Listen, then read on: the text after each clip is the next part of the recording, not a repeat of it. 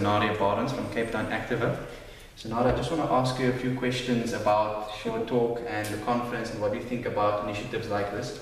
Of course, you are familiar with the Global Entrepreneurship Monitor, GEM, and every year they issue reports about the state of entrepreneurship.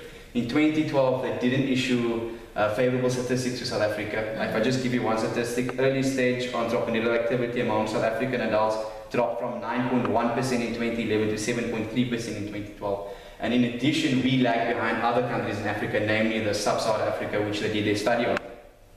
So let's keep that in mind. And do you think exposing youth to entrepreneurship via a conference of this nature will result in more entrepreneurial activity among our country's youth and adults? You know, I think it's very important that young people are exposed to entrepreneurship and opportunities, because I think, especially with the group that I've just spoken to, the opportunities in the past have not been there. So exposing young people to the fact that there are these opportunities opens their minds at an earlier age, and with the internet and other facilities that they can now access, it can begin them on a process of exploration and understanding that they don't necessarily need to panic about not finding a job, because if they are creative and innovative enough, they can actually create a business or an opportunity which creates jobs for others. And I think in our context that would be very important.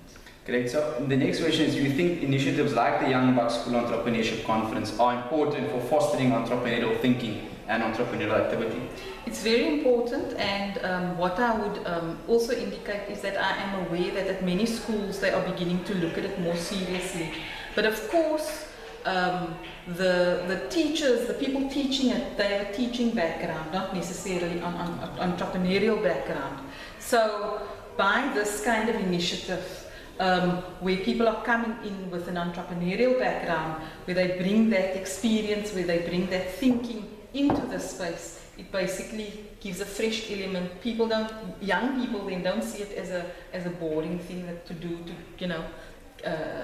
so they must get good grades at the end of the year. They really see it as something that they can really do once they leave school. And so this kind of initiative is very important, it's very encouraging, and I think Cape Town Activa is very happy to be part of such an initiative.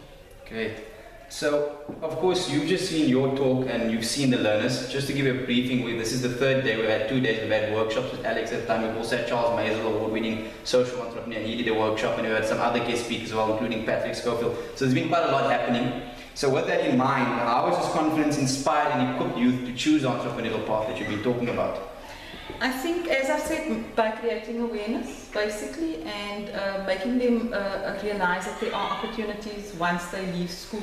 That often, young people, they feel possibly circumscribed by their circumstance. They feel that there's no way out. When they look around them, they don't see there's much that they can do. So something like this, and being exposed to entrepreneurs, especially if they see entrepreneurs coming from their own communities who have made it, people who possibly had many challenges in the past, who have now made it. I think that particularly role models are very important for young people. Okay, so what do you think of the fact that the provincial government, Department of Economic Development and Tourism, and organizations like the Cape Chamber of Commerce have come on board this initiative? Very important. Very important that these organizations have come on board. The Western Cape Economic Development Department, or what we call DDAT, is in fact also a partner organization of the city and therefore of Cape Town Activa, and we connect with those organizations, and I think they also see the importance of initiatives such as this. Cape Chamber of Commerce obviously deals with more established businesses, but clearly, there needs to be a sort of trajectory of businesses coming up behind and looking at where we come from in our past and the limited opportunities that have existed previously. The fact is that we need to create more opportunities for people who could be regarded as previously disadvantaged. My last question is, what do you think of the fact that a private individual, in this case Alex McLeod, through a private company, in this case Young Bucks, are making their business to foster entrepreneurial thinking and initiate entrepreneurial activity amongst high school learners?